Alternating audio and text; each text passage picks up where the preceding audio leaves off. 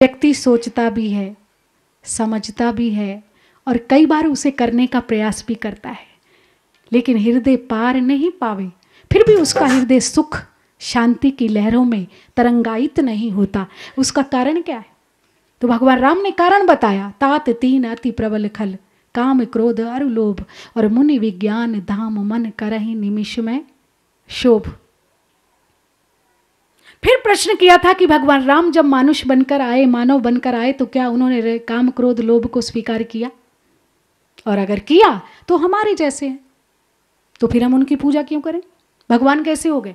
और अगर उन्होंने स्वीकार नहीं किया तो वो परमात्मा है, और परमात्मा के चरित्र का अनुकरण कभी जीव नहीं कर सकता। इसलिए भी आपका रामचरितमानस लिखना निरर्थक हो गया। और बाबा ने आगे से कहा कि मेरे राम ने काम क्रोध लोभ को अपनाया तो सही, पर हमारी आपकी तरह नहीं। उन्होंने उन काम क्रोध लोभ को थोड़ा मोड़ दे दिया। पहला पक्ष तो उन्होंने काम क्रोध लोभ तीनों को विदेह की नगरी में अपनाया। काम आया पुष्प वाटिका में, क्रोध आया धनुर्भंग में, और लोभ आया दहेज के प्रसंग में। विदेह की नगरी में अगर देह में काम आएगा, क्रोध आएगा, लोभ आएगा, तो आपका तन मन धन तीनों का विनाश करेगा। और अगर देह से ऊपर उठकर इसे अपनाएंगे तो काम भी राम बन जाएगा, वो क्रोध भी कल्याण बन जाएगा, और वो लोभ भी आपके लिए शांति का स्रोत बन जाएगा। लेकिन उसे अपनाने की कला होनी चाहिए।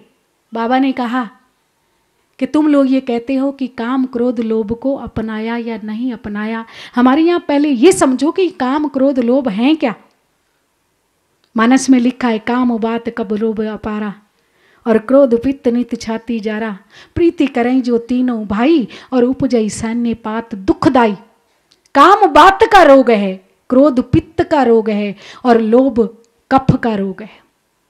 किसी वैद्य के पास आप जाएं औषधि लेने, और आपको इनमें से कोई भी रोग हो जाए तो वैद्य औषधि देगा केवल बात पित्त और कफ के उपशमन करने के लिए, या उसे जड़ से मिटा देगा?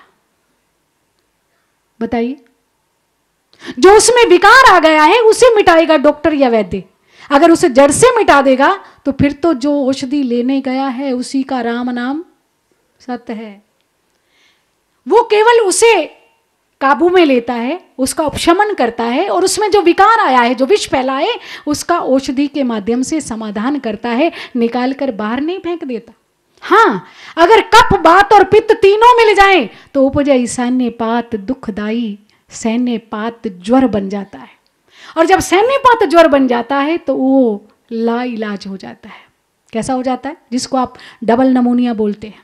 वक्त से अगर कंट्रोल ना किया गया तो प्राणी की जान भी जा सकती है। इसलिए इन तीनों को इकट्ठा मत होने दीजिए।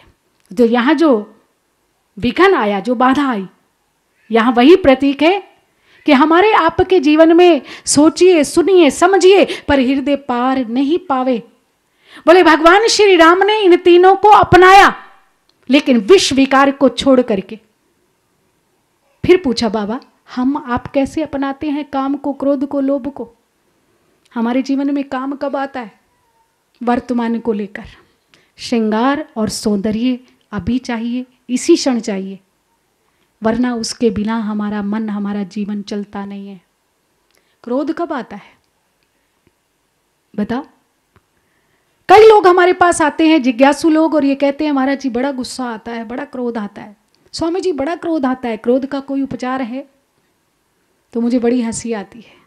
तो हम कई बार ये प्रश्न किया करते हैं कि आपको केवल क्रोध आता है या क्रोध से पहले कुछ और भी आता है?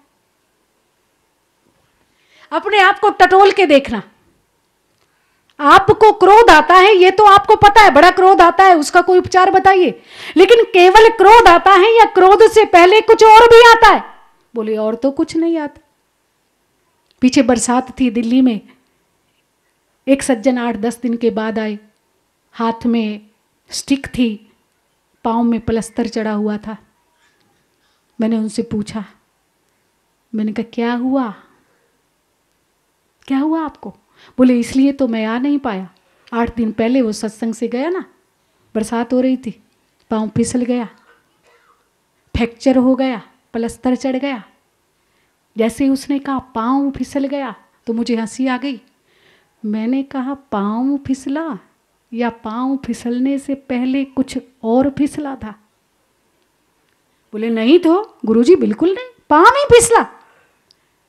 मैंने फिर एक बार चुटकी ली, मैं कहा सही सही बताना, आज झूठ मत बोलना गुरुजी के सामने, पाँव फिसला था या पहले कुछ और फिसला था? बोले नहीं तो पाँव फिसला था। मैं कहा झूठ बोलते हो तुम, पाँव कभी फिसलता ही नहीं है।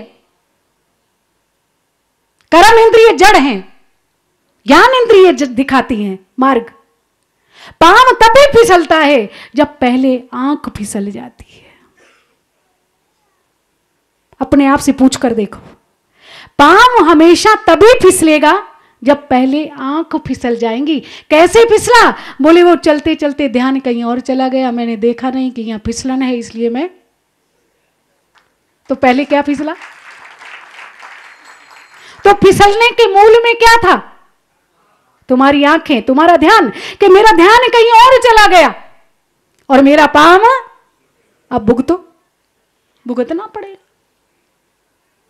इसलिए कभी हमें ज्ञान ही नहीं होता कि पहले क्या फिसला। बोले पाँव फिसल गया, अरे पाँव फिसल ही नहीं सकता, पहले आंख फिसली होगी और फिर पाँव फिसला होगा, वरन पाँव कभी फिसलता ही नहीं। इसी प्रकार से ये क्रोध आता है तो क्रोध से पहले कुछ और आता होगा। डायरेक्ट क्रोध कभी आता ही नहीं, क्रोध के पीछे कोई और है। कौन है?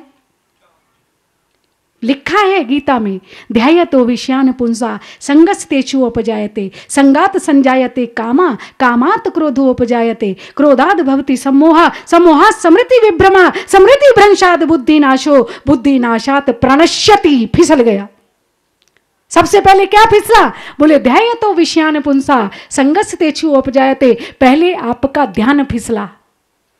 ध्यान गया तो किस में आया? विषयों में। विषय अगर आए जीवन में तो विषयों ने संग को पैदा किया, संग ने काम को पैदा किया, और काम जब पूरा नहीं हुआ तो क्रोध को पैदा किया।